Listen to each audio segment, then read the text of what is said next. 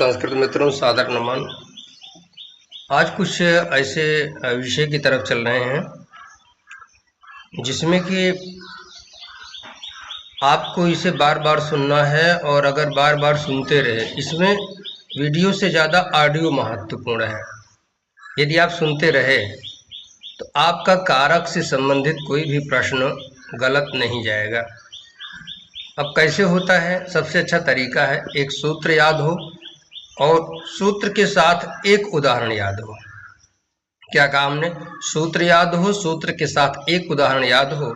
ऐसे सारे सूत्र याद हों जो कि आपके पाठ्यक्रम में हैं और सबकी एक एक उदाहरण याद हों, तो कारक संबंधी कोई गलती नहीं होती है। उसी पर आधारित दूसरी परिस्थितियां भी आप हल कर सकते हैं, समझ सकते हैं। इसलिए आज का जो वीडियो है वो वीडियो तो आप देख भी सकते हैं, लेकिन ऑडियो ज़्यादा महत्वपूर्ण है। इसको कई बार सुनिए और मुझे लगता है कि याद हो जाएगा। मुझे तो याद है।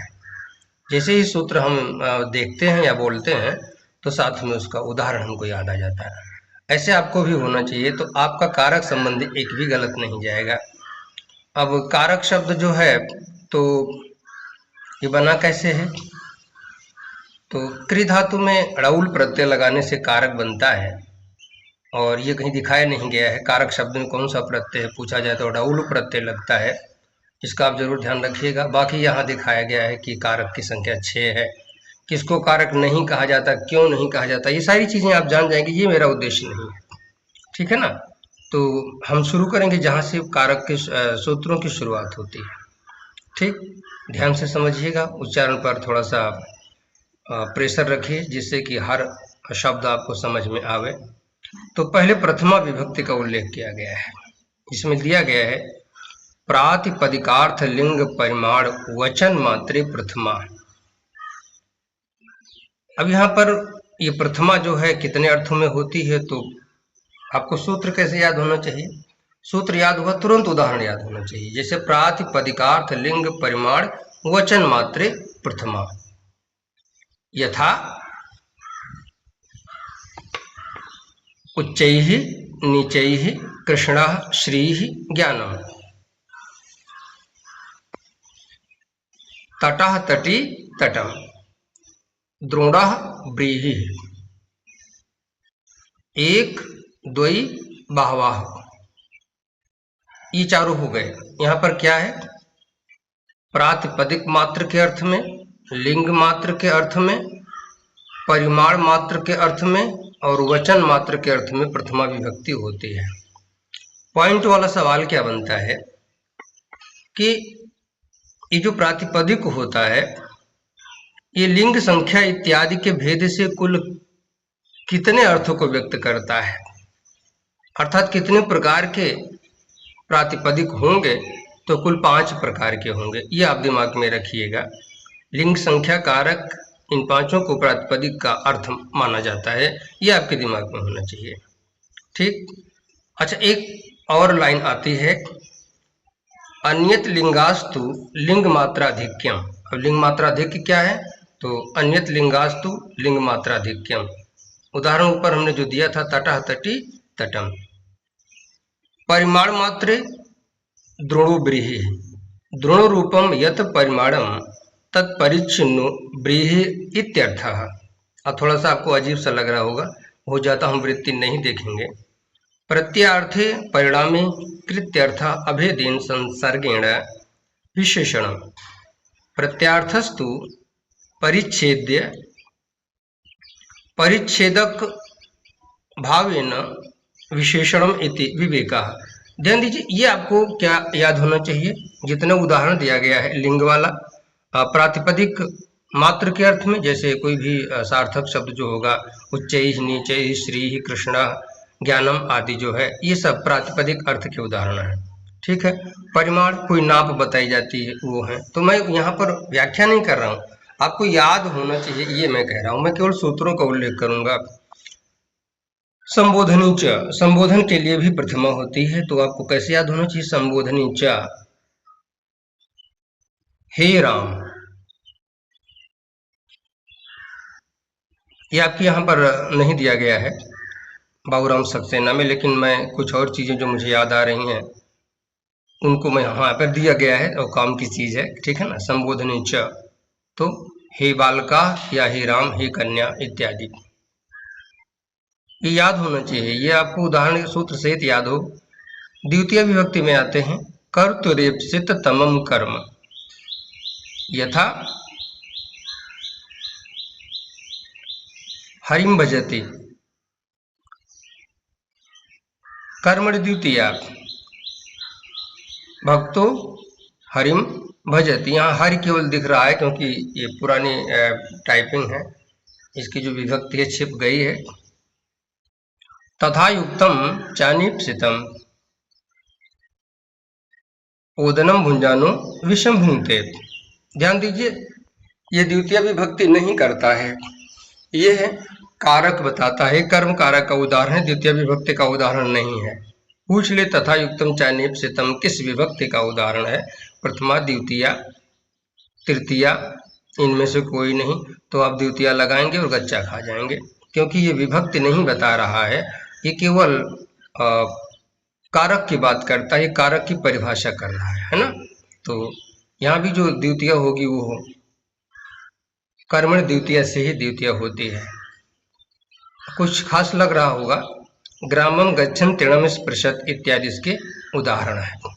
अकथितम च, ध्यान दीजिए, कुछ 16 धातुओं का उल्लेख किया गया है जो अकथित कर्म में आते हैं। अकथित कर्म वे कर्म होते हैं जो मुख्य कर्म नहीं होते, जिनको हम गौड़ कर्म मानते हैं। अब ये हो सकता है भाई कुल गौड़ कर्म कितने हैं, तो उसे ढेर सारे हो सकते हैं, लेकिन मुख्य धातुएं जो 16 हैं और इसी की समान अर्थ वाली हैं, लेकिन मेन प्रश्न जो बनेगा 16 लगाया जाएगा। दुह याच पच दंड रुधि प्रच चिब्रू शास, यहाँ सु लिखा है, आप बाबूराम सक्सेना की किताब में इसको जरूर सही कर लीजिएगा। छोटा की मात्रा जो दिख रही है ये यहाँ पे हलंत है, इसे आप काट के छोटा की मात्रा कर लीजिएगा, नहीं तो आप गलत पढ़ेंगे। एक बार फिर देखिएगा, दुहयाच पच दंड रुधि प्रच्छ चिब्रू शास जी मथ मुशाम कर्म युग स्याद अकथितम तथा श्याम नेहरे कृष्वहाम। ये कुल 16 धातुएं हैं। यथा गाम दुग्धि पया बलिम याचते वसुधाम तंडुलान उदनम पचति गर्गान शतम दंडयते। ध्यान दीजिए, यहाँ पे जो बोल रहे हैं वो आपने किताब में सही कर लेना है। माणवकम पंथानम पृच्छति, जहाँ मैं बोल रहा हूँ जो छूट रहा है सही कीजिएगा। वृक्षम अवचुनोति फलानी, वृक्षम अवचिनोति फलानी, इन्हें अलग अलग करके लिख लीजिएगा। माणवकम धर्मम ब्रूति शास्ति वा, 2 धातुओं को इकट्ठा किया गया। ध्यान रहे इनके समान अर्थ वाली धातुएं भी शामिल होती हैं। शतम जयति देवदत्तम सुधाम क्षीरनिधि मथनाति देवदत्त शतम मुषड़ाति, और शेष जो 11 हो गया है 5 इकट्ठे कर देंगे। ये ग्रामम अजाम नयति हरति करशति वहति वा, यहाँ कई धातुओं को इकट्ठा कर दिया गया है, जैसे अजाम ग्रामम नयति, अजाम ग्रामम हरति, अजाम ग्रामम कर्षति, अजाम ग्रामम वहति वा। अब ये गौड़ कर्म क्या है और मुख्य कर्म क्या है, इसके बारे में केवल ये समझिए, क्योंकि हमारा उद्देश्य कुछ और है कि आपको ढेर सारे सूत्र और उदाहरण बताए जा सकें। तो आपको इसके लिए ये समझना है कि जो वास्तव में कारक के अनुसार विभक्तियों का निर्देश होता है वो मुख्य विभक्तियां मतलब मुख्य कारक माने जाते हैं, और जो किसी विशेष नियम से दूसरे कारक जो होते हैं, अन्य कारक, किसी कारण से कर्म आदि दूसरे कारक के रूप में बोले जाते हैं, अर्थात उनके लिए अलग से नियम बनाया जाता है। जो वास्तविक कारक है उसे न मान करके विशेष नियम से जब किसी और कारक को बनाया जाता है तो वो जो होता है वो गौड़ कर्म होता है, या गौड़ कारक के रूप में आएगा। तो यहाँ मुख्य कर्म की बात है। जो सीधे कर्तव्य से तमाम कर्म से कर्म हुआ वो हुआ मुख्य कर्म, लेकिन जो तमाम प्रकार के जैसे अकथितम चा इत्यादि सूत्र आए, इन्होंने जिसको कर्म बनाया वो गौड़ कर्म में आएंगे। ठीक है ना, बात समझ में आएगी, ये आगे बहुत काम करेगा। कुछ और उदाहरण यहाँ दिए जा रहे हैं। गाम दुग्धिपया व्रजम और वृद्धिगाम माणवकम पंथानम पृच्छति। कमाल की बात क्या है, हम लोग सरल रास्ते को तो जान जाते हैं, लेकिन टेढ़ा रास्ता भी पूछ सकता है। इसे पूछ ले, कामदोग्धिपयः में किस कारक को कर्म कारक बनाया गया है ना। अजीब सा प्रश्न बन रहा है, तो आपको समझना चाहिए कि अपादान कारक को कर्म कारक बनाया गया है। अपादान यहाँ पर गौड़ कारक था और उसको यहाँ पर कर्म बनाया गया। समझिएगा मुख्य क्या है। हाँ, यहाँ पर कर्म जो बनाया गया ये गौड़ है, वो अपादान तो मुख्य ही है। चलिए, अकर्मक धातुभिर योगे देश कालो भावो गंतव्यो अध्वा च कर्म संज्ञक इति वाच्यम यथा कुरून स्वपिति मासम आस्ते गोदोहम आस्ते क्रोशम आस्ते। ये आपको याद होना चाहिए। अधिसिंह स्थासांग कर्म चंद्रापीडा मुक्ताशिलापट्टम अधिशिष्ये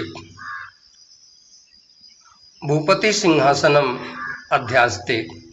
ध्यान दीजिए, यहाँ पर कुछ मिसप्रिंट दिख रहा है। ऐसे आपके भी पास जो किताब होगी ना उसमें से होगा, सही कर लीजिएगा, नहीं तो आप गलत रटेंगे। अभिनिविश्च अभिनिविश्च सन्मार्गम अभिनिविशते धन्या स कामनीयाम भवन मनु अभिनिविशते।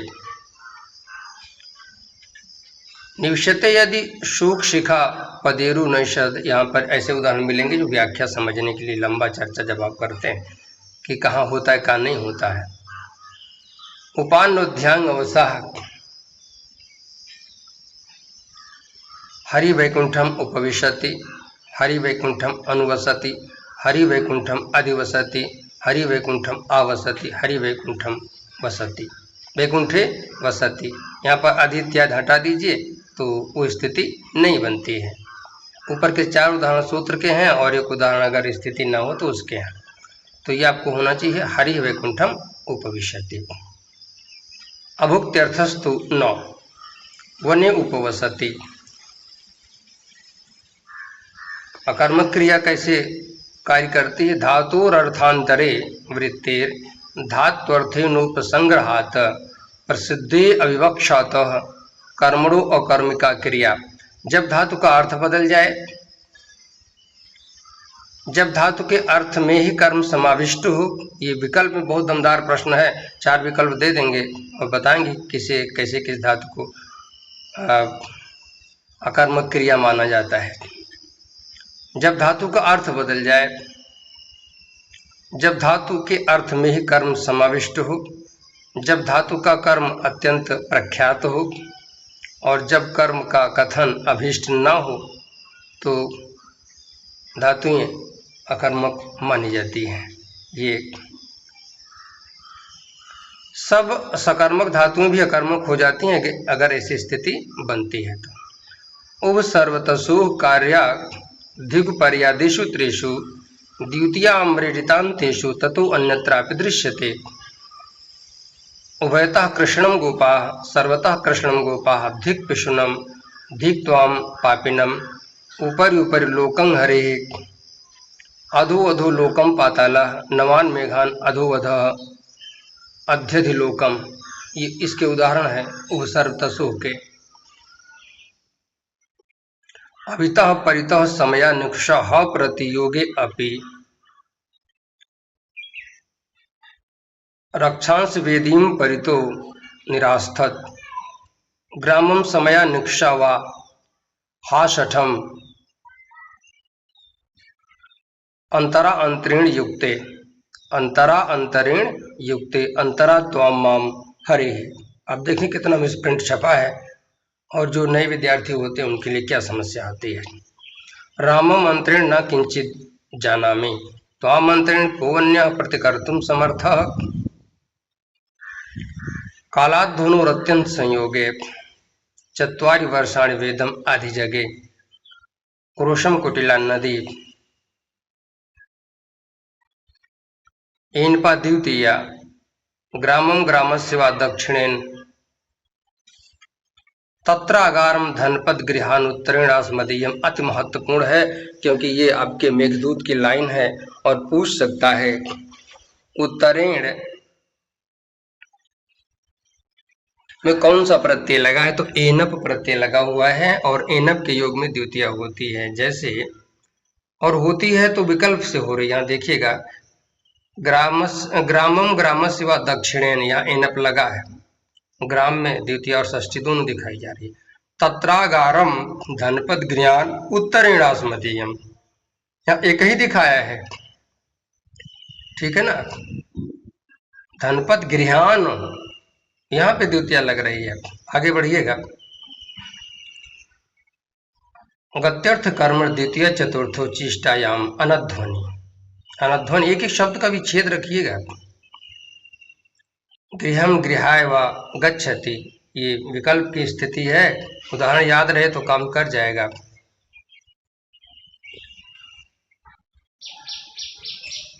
दूरांतिकार्थेभ्यो द्वितीय च, वनस्य वनात् वा अंतिकम अंतिकेन अंतिकात् अंतिके वा, गृहस्य निकटम निकटेन निकटात् निकटे वा, गौड़े कर्मण दुह्यादेह प्रधाने नेहरे कृष्वहाम विभक्ति प्रथमा ज्ञेया द्वितीया चा तदन्यतः। बड़ा महत्वपूर्ण प्रश्न है। गौड़े कर्मण दुह्यादेह, दुह्यादि जो धातुएं हैं उनके गौड़ कर्म में प्रधाने नेहरी कृष्वहाम, नेहरी और कृष्ण तथा वह धातु के प्रधान कर्म में विभक्ति प्रथमा ज्ञेया, प्रथमा विभक्त समझना चाहिए। तद अन्यथा, इसके अतिरिक्त जो होगा द्वितीय होती है। इसको दिमाग में रखिएगा, बहुत काम का प्रश्न है, स्थिति बड़ी दमदार है। ये कई बार परीक्षा में पूछा गया है। कर्तृवाच्य कर्मवाच्य देखिएगा, गोपम धेनु पयोदोग्धि, गोपः धेनु पयोदोग्धि, गोपेन धेनु पयो दोह्यते, गोपा धेनु पयो दोग्धि ये था, इसका कर्मवाच्य बनाया इन्होंने, गोपेन धेनु पयो दुह्यते। देवा समुद्रम सुधाम ममंथु, देवैः समुद्रा सुधाम ममंथे, देवैः समुद्रा समुद्रा सुधा ममंथे। सो अजा ग्रामम नयति हरति करशति वहति वा, तेन अजा ग्राम ग्रामम नियते ह्रियते कृष्यते उह्यते वा। ध्यान दीजिए, यहाँ पर जो है ये एक तो प्रश्न बन सकता है। गतिबुद्धि प्रत्युसानार्थ शब्द कर्म कर्म का नाम अड़ी करता सड़ो। आप कहेंगे इतना जल्दी जल्दी बोल देते हैं, आप इसको किताब आपके पास है, एक बार काट काट के लिखिएगा। इसके बाद आपको, मेरा उद्देश्य है कि सूत्र के साथ उदाहरण याद हो। गति बुद्धि प्रत्युसानार्थ शब्द कर्म अकर्मकाराम अकर्मकाराम अड़कर्ता सड़ो कर्म, यथा शत्रुन गमयत स्वर्गम वेदार्थम स्वान अभिदयत, आशयत चामृतम देवान वेदम अध्यापयत विधिम, आशयत सलिले पृथ्वीम साचा में श्री हरिगते। यहाँ पर पूछ सकता है गण, यहाँ पर गौड़ कर्म क्या है, मतलब ये अड़िजंत और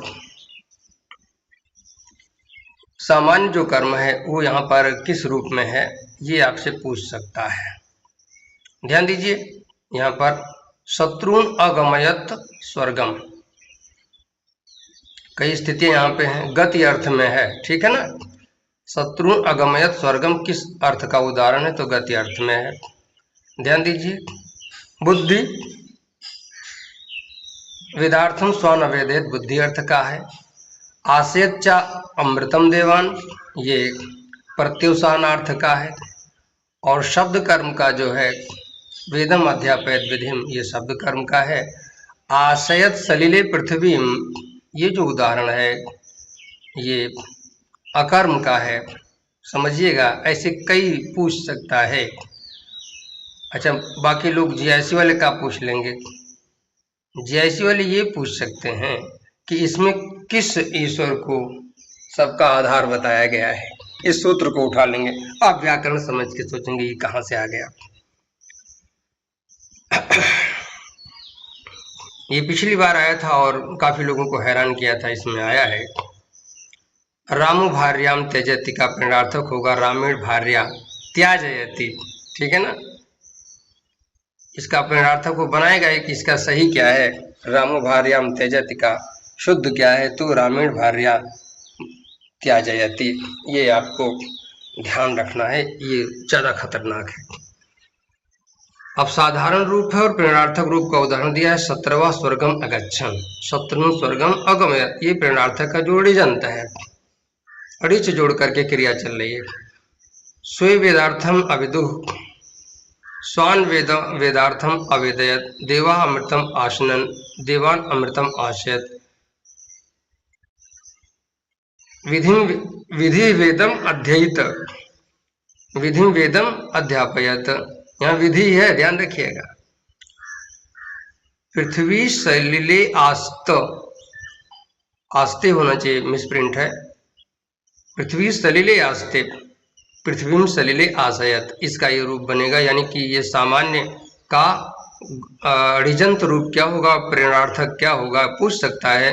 पृथ्वी सलिले आस्ते का प्रेरणार्थक यानी अड़िजंत रूप क्या होगा, तो होगा पृथ्वी सलिले आशयत। चलिए, हिरकोरण्यतरस्याम हारयति कटम भृत्यम भृत्येन वा, अभिवाद दृशोरात्मनि पदे वेति वाच्यम।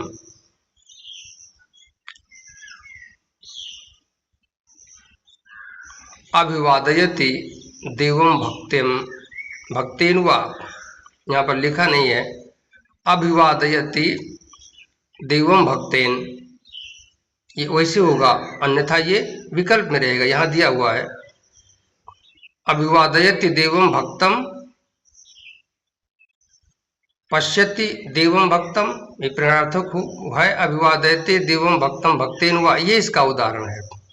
जब आपको याद करना हो अभिवाद दृशोरात्मनि पदे वेति वाच्यम, तो ये उदाहरण उठाएंगे। अभिवादयते देवम भक्तम भक्तेन वा, ये याद करेंगे तो आपको एक भी प्रश्न गलत नहीं जाएगा। जलपद प्रवृत्ति नाम उपसंख्यानम, पुत्रम धर्मम जल्पेति भाषयति वा,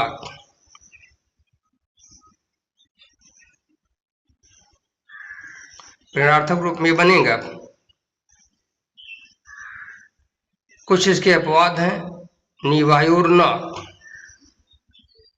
भृत्यु भारम नयति वाहति वा, भृत्येन भारम नायति वायति, वाही रहेगा।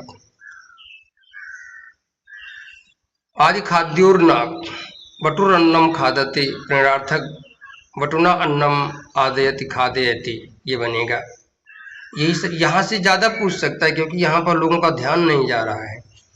भक्ष्यरहिंसार्थस्य न, भक्ष्यति अन्नम बटु का प्रेरणार्थक होगा भक्ष्यति अन्नम बटुना। अगर हिंसार्थक हो तो भक्ष्यति सस्यम बलिवर्धा होने पर भक्ष्यति सस्यम बलिवर्धान बनेगा। ये चीजें ज्यादा परेशान करने वाली बन जाती हैं। दृश्यश्च,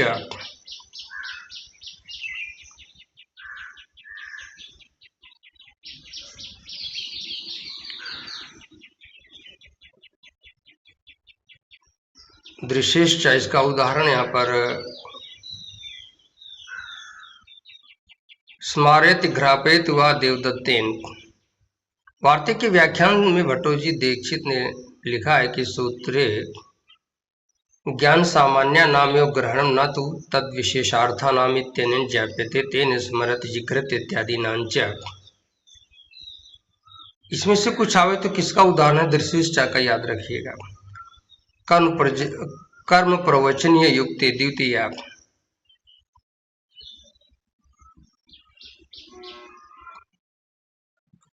क्रियाया द्योतको नायम संबंधस्य न वाचक नापि क्रिया पदापेक्षी संबंधस्य तो भेद का।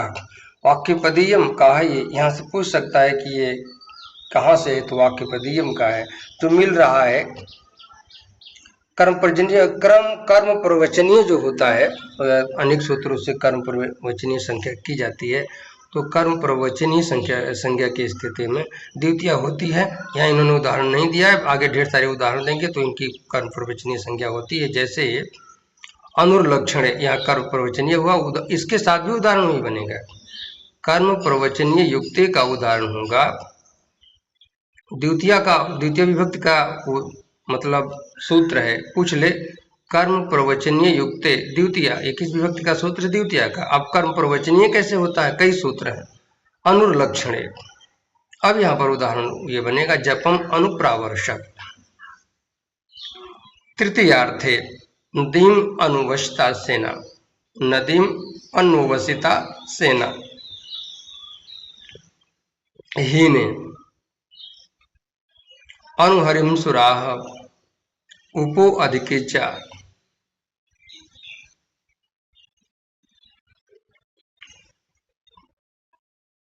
उपपरार्धे हरे गुणा, इसका उदाहरण बनेगा लक्षणेत्थम भूताख्यान भाग विप्सासु प्रतिपर्यनवाह, प्रतिपर्य अनु, ये सब मिल करके कर्म प्रवचनीय होते हैं, इनके योग में द्वितीय होती है। देखते हैं कैसे। वृक्षम प्रति विद्युतति विद्युत, ध्यान दीजिए यहाँ पर सप्तमी को रोका गया, पेड़ पर, ध्यान दीजिए। वृक्षम प्रति विद्युतते विद्युत, यहाँ प्रति के योग में कर्म प्रवचनीय होकर के वृक्ष में द्वितीय हुई है, कर्म बनाया गया, कर्म प्रवचनीय। भक्ता विष्णु प्रति परि अनुवा, दोनों को जोड़ दिया, प्रति परि और अनु, इन तीनों को जोड़ा गया, प्रति परि अनु। लक्ष्मी हरिम प्रति वृक्षम प्रति सिंचत, ध्यान दीजिएगा यहाँ पे कोई भी पूछ सकता है कि लक्षणेत्थम भूताख्यान भाग विप्सासु प्रतिपर्यनवाह, ठीक है ना। तो इनके उदाहरण में से किसी को भी उठा सकता, पूछ सकता है किस सूत्र से हुआ है। तो ये सूत्र जो है आपके लिए खास रूप लेगा। अभिर्भागे हरिम अभिवर्तते, भक्तो हरिम अभि देवै देवम अभिसिंचति।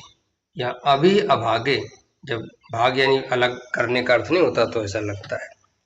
तो मैं यहाँ कारक नहीं पढ़ा रहा हूँ, मैं ये कर रहा हूँ, मतलब चर्चा इस बात की हो रही है कि सूत्र याद हो, एक उदाहरण याद हो। अतिरति क्रमणे च अति देवान कृष्ण, साधक तमम कर्णम स्पष्ट है। कर्तिकर्ण तृतीया, तो ये कर्ण की संज्ञा किया है इसने, साधक तमम कर्णम। अब कर्ण क्या है, कई तरीके से बन सकते हैं, ठीक है। जैसे जलिन मुखम प्रक्षालयति, कर्तिकर्ण तृतीया, रामेण रावण अहन्यत,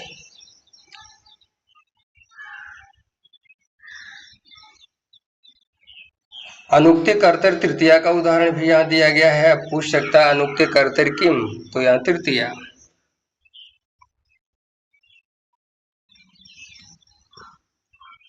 कर्तिकर्ण तृतीया, कुछ ध्यान देने वाली बात है, कर्ता कारक में भी तृतीया होती है, कर्ण कारक में भी होती है, तो आपको दोनों का एक एक उदाहरण समझ में आना चाहिए। अनुक्ते कर्तर तृतीया का उदाहरण दिया है रामेण रावण आहन्यत हतोवा, कर्म का है ये।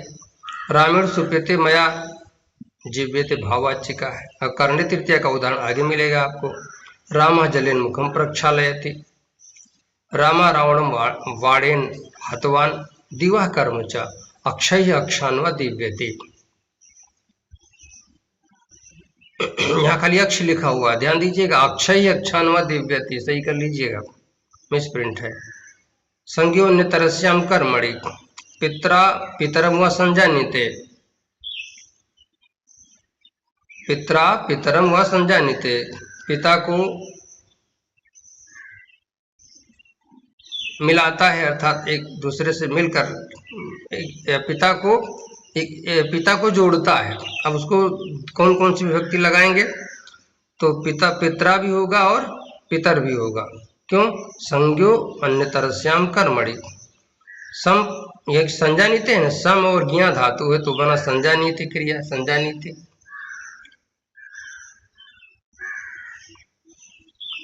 तो इसीलिए यहाँ पर तृतीया और द्वितीया दोनों लगी है। सम पूर्वक ज्ञा धातु के कर्म को विकल्प से कर्ण संज्ञा होती है, विकल्प से होती, एक में कर्म संज्ञा भी होती है।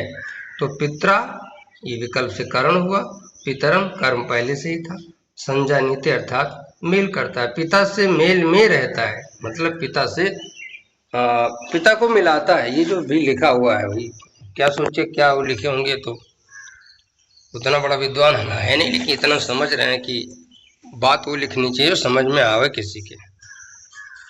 पिता के मेल में रहता है, बाप सब तो क्या प्रकृत्या दिव्य उपसंख्यानम,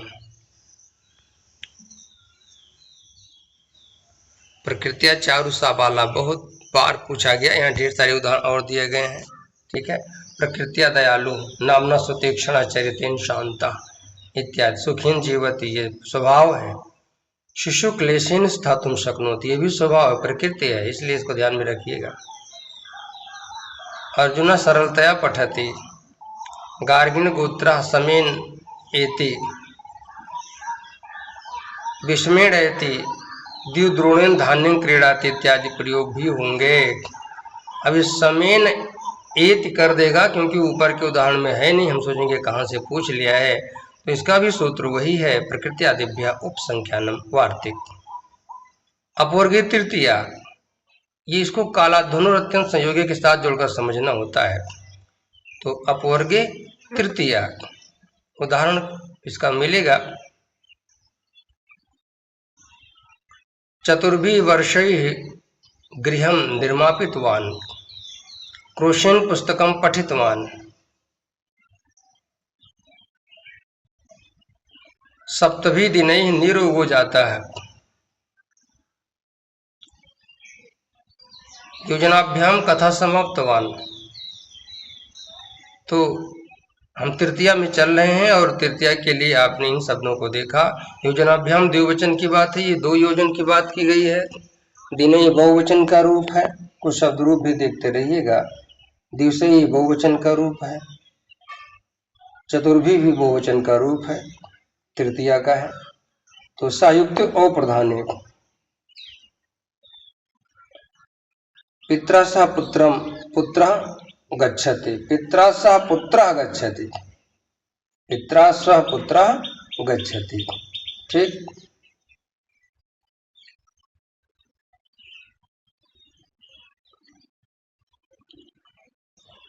पृथक बिना नानाभिज तृतीया अन्यतरस्याम। अच्छा, एक चीज प्रधान और अप्रधान कर्म का निर्धारण कैसे करेंगे, परीक्षा में पूछ सकता है। पित्रा सह पुत्र गच्छति में प्रधान कर्ता कौन है, तो प्रधान कर्ता के अर्थ में भाई अप्रधान में तो तृतीया होती है, तो प्रधान में क्या होगा, तो प्रधान ही क्या होता है, तो भाई प्रथमा होगी। बात समझिएगा। अब पूछे प्रधान कौन है, तो आपको क्या देना होगा, पुत्र। ठीक, अप्रधान कौन है, पिता। कुछ उल्टा लग रहा होगा कि ये प्रधान और प्रधान कैसे माना गया। भाई क्रिया जो डायरेक्ट जिससे पता लगता है कि क्रिया हो रही है वो प्रधान होता है। जैसे कौन जा रहा है, पुत्र जा रहा है, लेकिन किसके साथ जा रहे, बाद में आएगा ना किसके साथ जा रहा है। तो जो साथ में जा रहा है, जो क्रिया में बाद में जुड़ा है, तो कौन है, हमारी जानकारी के लिए पुत्र जा रहा है ना, लेकिन पुत्र किसके साथ जा रहा है, पिता के साथ। अप्रधान पिता हुआ, इसलिए पिता में पितृधात में ऋकारांत है ना, पित्रा मात्रा ना, तो यहाँ पर ये नरा, नर का तृतीया नरा कठिन है, ये परीक्षा में खूब पूछा जाता है। रामा जानक्या साकम गच्छति, हनुमान वानरे सार्धम जानकी मार गया मांस। अब इसमें किसी को भी अंडरलाइन करके पूछ सकता भैया कि प्रधान है कि अप्रधान है। पृथक बिना नानाभिज तृतीया अन्य तरस्याम, पृथक बिना नानाभिज तृतीया अन्य तरस्याम, ये सूत्र है।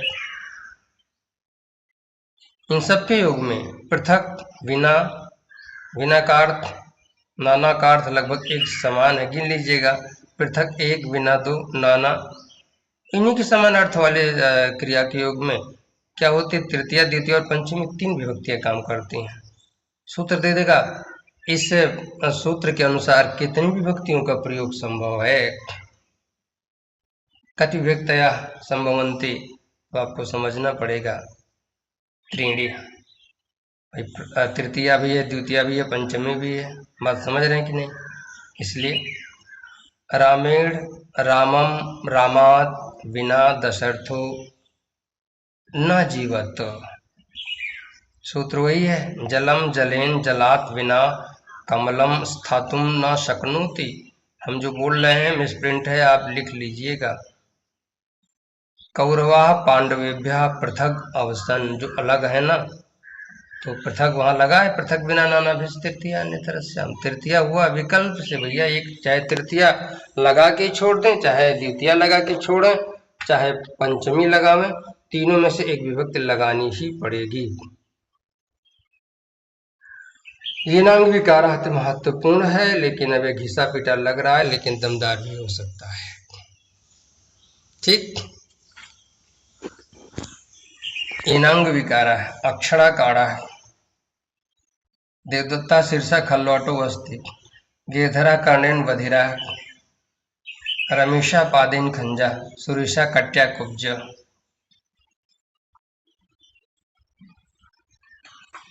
तुल्यार्थैरतलोपमाभ्याम तृतीयान्यतरस्याम, कृष्णस्य कृष्णेन व तुल्यः समः सदृशो वा, समः सदृशो वा, कृष्ण के बराबर या समान। नायम मया मम व पराक्रमम विभर्ति, नायम मया मम व पराक्रमम विभर्ति। कौन सा सूत्र लगा है? तो तुल्यार्थै अतुलोपमाभ्याम तृतीयान्यतरस्याम लगा है। हे तो पुण्येन दृष्टो हरि, बहुत पूछा जाता है। अध्ययनेन वसति, धनम परिश्रमेण भवति, तेन अपराधेन दंडो वसी, बुद्धि विद्या वर्धते। हेतु में पंचमी भी होती है, जिसका उदाहरण आया विद्या ददाति विनयम। यहाँ पर कौन सी विभक्ति आई है? तो सामान्य रूप में पंचमी विभक्ति है, इसका दिमाग में रखना होगा।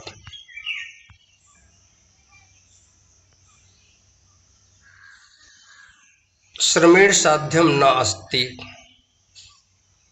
गम्य माना अपि क्रिया कारक विभक्तो प्रयोजिका। बहुत महत्वपूर्ण चीज लिखी हुई है, अर्थात ऐसी क्रिया जो उस कर्ता का अनुभव कराती है, तो वहाँ भी कारक विभक्ति को वो जोड़ देती है, अर्थात प्रयोग करने का नियम स्वीकार करती है।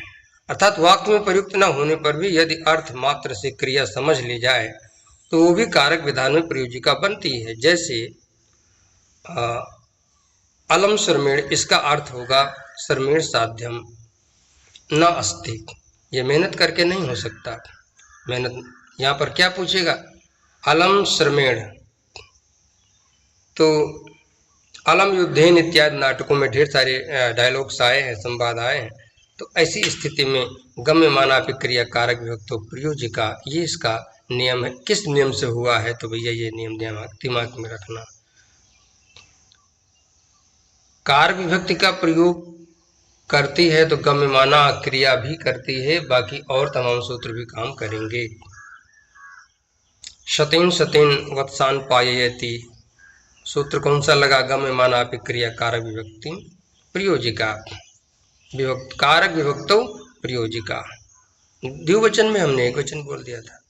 शतेन शतेन वत्सान पाययति, ये इसका महत्वपूर्ण उदाहरण है। इत्थम भूत लक्षणे जटाभिस्तापसः,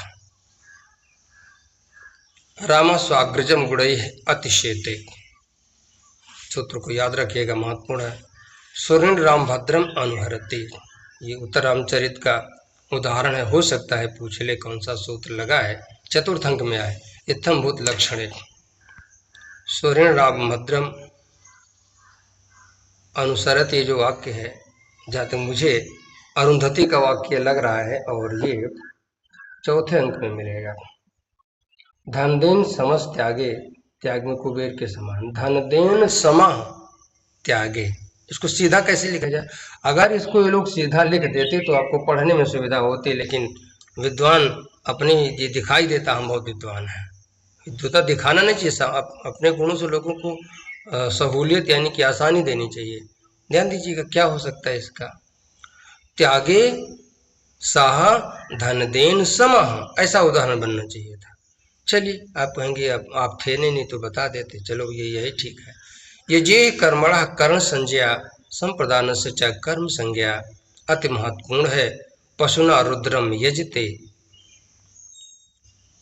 रुद्र को पशु देता या चढ़ाता है, ये सीधे बदल देता है। यजे कर्मणः कर्ण संज्ञा, यज धातु के कर्म की कर्ण संज्ञा हो जाती है, जो कर्म कारक होगा वो कर्ण के रूप में बोला जाएगा। और संप्रदान से च कर्म संज्ञा, संप्रदान की कर्म संज्ञा होती है। प्रश्न कैसे बनेगा, अति महत्वपूर्ण प्रश्न बन सकता है। किस धातु का संप्रदान कर्म संज्ञा बनता है, अथवा कस्या धातु संप्रदान से कर्म संज्ञा भवती, तो भैया ये जीव, ये दिमाग में रखना है। अथवा कस्या धातु कर्मणः कर्ण संज्ञा जायते, तो ये जे है। ये आपके लिए यहाँ तक। शेष जो विभक्तियाँ बची हुई अगली वीडियो में कवर करेंगे, काफ़ी समय लग गया है आज, यहीं तक।